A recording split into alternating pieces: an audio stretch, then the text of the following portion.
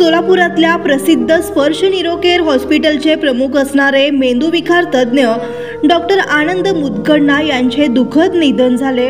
मागील काही वर्षापासून कर्करोगाशी सुरू असलेली त्यांची झुंज अखेर अपयशी ठरली।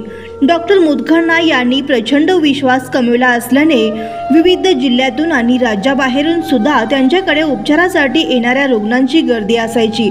ते स्वतः अतिशय संवेदनशील मनाचे होते।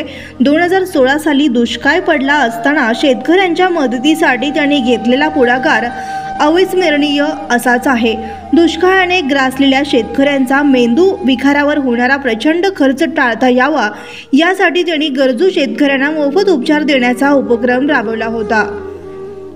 अनेकांचे प्राण वाचवणाऱ्या या पुण्य आत्म्याला सद्गती लाभो हीच ईश्वरचरणी प्रार्थना।